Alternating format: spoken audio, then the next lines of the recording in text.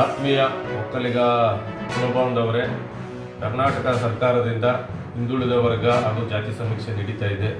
ದಯವಿಟ್ಟು ಎಲ್ಲ ನಮ್ಮ ಒಕ್ಕಲಿಗ ಕುಲಸ್ಥರಲ್ಲಿ ಕಳಕಳಿಯ ಮನವಿ ಏನೆಂದರೆ, ಒಕ್ಕಲಿಗ A1541 ಒಕ್ಕಲಿಗ ಅಂತಲೇ ಎಲ್ಲ ನಮೂದಿಸಿ. ನಮ್ಮ ಪಾತ್ಪಾಳ್ಯದಲ್ಲಿ ಈಗಾಗಲೇ ಕೆಲವು ಗೊಂದಲ ಆಗಿ ಬೇರೆ ಜಾತಿ ರೆಡ್ಡಿ ಒಕ್ಕಲಿಗ ಅಂತೇಳಿ ಗೊಂದಲ ಇರ್ತಾರೆ ಇವರು ಬಂದಿರುವಂಥ ಶಿಕ್ಷಕರು. ದಯವಿಟ್ಟು ಯಾರು ನಮ್ಮ ಒಕ್ಕಲಿಗರು A1541 ಬರೀ ಒಕ್ಕಲಿಗ ಅಂತ ಸೆನ್ಸಸ್ ಮಾಡುವಾಗ ತಿಳಿಸಿ. ಯಾವುದೇ ಬೇರೆ ಉಪಜಾತಿ ಮಾಡಿದಾಗ ನಮ್ಮ ಒಕ್ಕಲಿಗ ಒಗ್ಗಟ್ಟು ಹೊಡಿತದೆ. ಆದ್ದರಿಂದ ದಯವಿಟ್ಟು ಎಲ್ಲ ನಮ್ಮ ಒಕ್ಕಲಿಗ ಕುಲಸ್ಥರಲ್ಲಿ ಕಳಕಳಿಯ ಮನವಿ, ಎಲ್ಲರೂ ಬರೀ ಒಕ್ಕಲಿಗ, ಯಾವುದೇ ಉಪಜಾತಿ ಮರಸು ರೆಡ್ಡಿ ಇನ್ನೊಂದು ಏನೂ ಇಲ್ಲ, ನಾವೆಲ್ಲ ಒಕ್ಕಲಿಗರು.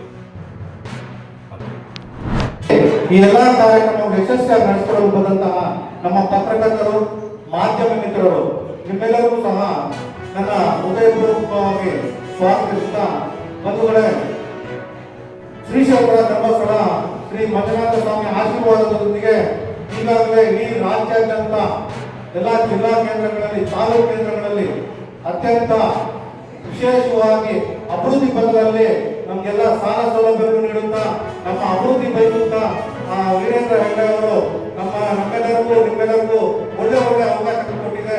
ಅದನ್ನು ನಾವು ಸದುಪಯೋಗ ಪಡಿಸಿಕೊಳ್ಬೇಕು. ಯಾಕಂದ್ರೆ ಈಗ ಆಳುವಂತಹ ಸರ್ಕಾರಗಳು, ಕೇಂದ್ರ ಸರ್ಕಾರ ಆಗಿರ್ಬೋದು, ರಾಜ್ಯ ಸರ್ಕಾರ ಆಗಿರ್ಬೋದು, ಈ ಸರ್ಕಾರಗಳು ನೀಡದೇ ಇರುವಂತಹ ಹಲವಾರು ಪ್ರಯತ್ನಗಳನ್ನು, ಹಲವಾರು ಉಪಯೋಗಗಳನ್ನು ಇವತ್ತು ನಮ್ಮ ಶ್ರೀಶೈಲ ಧರ್ಮಸ್ಥಳ ಡಿಸ್ಟ್ರಿಕ್ಟ್ ಕಡೆಯಿಂದ ನಮಗೆ ಸಿಗ್ತಾ ಇದೆ ಬಂಧುಗಳೇ. ಯಾಕಂದ್ರೆ ಈ ಹಿಂದೆ ನೀವು ನೋಡ್ಬೋದು, ಕಳೆದ 4 ವರ್ಷದಿಂದ ಬಾಗೇಪಲ್ಲಿಯಲ್ಲಿ 50,000 ಸಾಲ ಪಡಿಬೇಕಂದ್ರೆ 100 ದಾಖಲೆ ಪಡಬೇಕಾಗಿತ್ತು.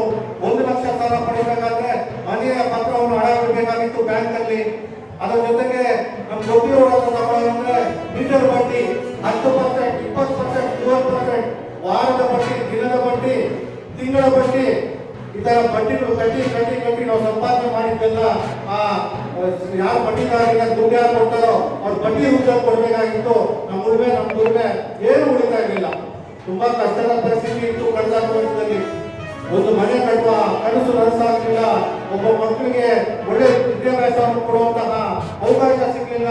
ಒಳ್ಳೆ ವಿದ್ಯಾಭ್ಯಾಸ ಕೊಡೋಣ, ಒಳ್ಳೆ ಮನೆ ಕಟ್ಟೋಣ, ನಮ್ಮ ಹಲವಾರು ಕನಸು ನನಸು ಮಾಡಿಕೊಳ್ಳಿಕ್ಕೆ ಆಗದ ಸಂದರ್ಭದಲ್ಲಿ ಆ ದೇವರೇ, ಆ ಧರ್ಮಸ್ಥಳದ ಶ್ರೀ ಮಂಜುನಾಥ ಸ್ವಾಮಿ ಆಶೀರ್ವಾದದೊಂದಿಗೆ, ಧರ್ಮದ ಸ್ಥಳದ ಹೆಸರಲ್ಲೇ ಇದೆ ಆ ಧರ್ಮ ಅನ್ನೋದು, ಆ ಧರ್ಮಸ್ಥಳದ ಮಂಜುನಾಥ ಸ್ವಾಮಿಯೇ ನಮ್ಮ ಇಡೀ ತಾಲೂಕಿಗೆ ಬಂದು ಧರ್ಮಸ್ಥಳ